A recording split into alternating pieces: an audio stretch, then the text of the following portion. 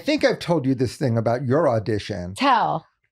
But this is one of those things. This is like, I just got chills thinking about it because it was a time when people were auditioning live, right? So it wasn't on tape. It was like two people would come into a theater. It was such a weird thing for television. But it was like a little mini theater. And, you know, it was already a lot of issues with the head of the network who, like, if he was in a bad mood, would not accept anyone. And if he was in a good mood, he'd take anyone. So it was like, we were always like, can we bring the people we like in today? And they're like, yes, today's today. And we had to bring in two people for every part because they wanted to be able to make a choice. Right. But by bringing two people, we had to accept that maybe our top choice wasn't going to be their top choice. Right. And if you're in a good situation, you can make arguments for and usually get what you want, but it wasn't a guarantee. And so we had to bring in two people, and there were two people we brought in, and you were the ringer. You were not our choice. You were our second choice. Are you serious? Hold on. This is going to make you happy though. And you came in and you gave the greatest audition I've ever seen in my life. In my life. And I was like, because I had been talking to Sylvia, like, she can't be it. We have to use this other girl's, it's it. She is it. This is tea. And then you came in and you didn't just win the part.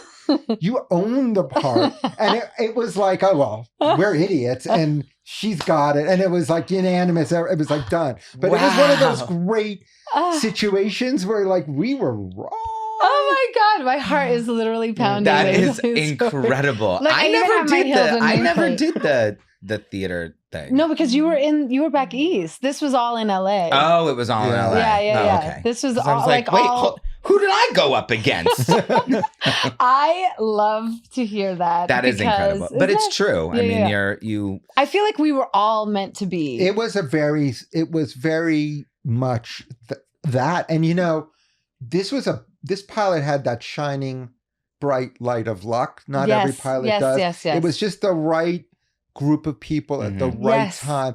I mean, so many things that are iconic with the show just didn't happen. Like that, the set of Mode almost didn't happen. Betty's glasses. I mean, we could not find those glasses. Tell this, because I don't think we've told this yet. We took the glasses off our costume designer, Pat Field, P.S. And by the way, onto America Fair like 3 days before we shot. Yes. I remember being like, "No, that's it. Sorry, we're taking your glasses." Like it was like one of those things, like crazy. Yeah. And you know, I just think that sometimes what goes wrong is that people aren't communicating they want different shows and they don't know how to communicate it. And this was a case where if you got what this was and you were part of this team, then you understood it. You understood it tonally, you understood it cast wise. And, you know, we got actors who could be funny, but also found the reality and the heart to it. Mm-hmm. Those things were incredibly important.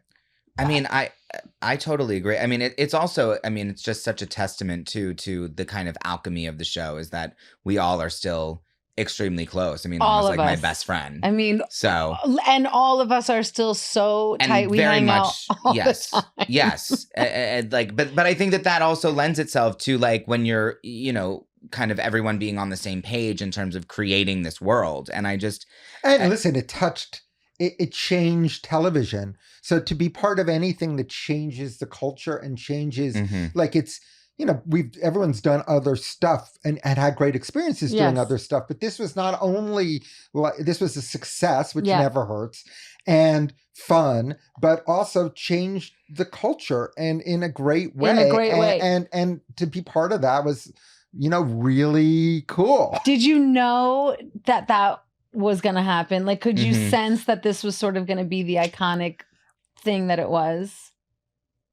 I mean, there had never been a lead, a Latin female lead, tiny little thing too. Like to your point, not a supermodel, not this like, you know, just this sort of incredible actress who was just a person leading a show. Just, you know, the show doesn't work without America, no matter what you do. She was so brilliant from the first second, and seeing her in wardrobe with the braces and the thing and the glass, I was like, And then she'd smile and you're like, oh my God, I love you. I love you. Yes, I'm rooting for you. Yeah. And I have to say this sounds ridiculous in retrospect, but the more I heard that the head of the network hated the show, the more I'm like, we're onto something. That's right. Because it's not, we know, we've done enough TV and we've done enough movies and we've done enough stuff that we know when something's working and not working, and this is working. So we just have to prove it to you. That's right. And we did, we from the first test of the edited show on, it was clear audiences just loved it. You know what I mean? That first test of the edit, they test shows, right? So they took, I don't know if you remember this, but I did. They tested the show and we watched this audience watch it secretly through two-way mirrors. And they just loved it. And I'm like, well, they're going to pick this show up even if they don't want to. Even if they, in spite of themselves. Correct.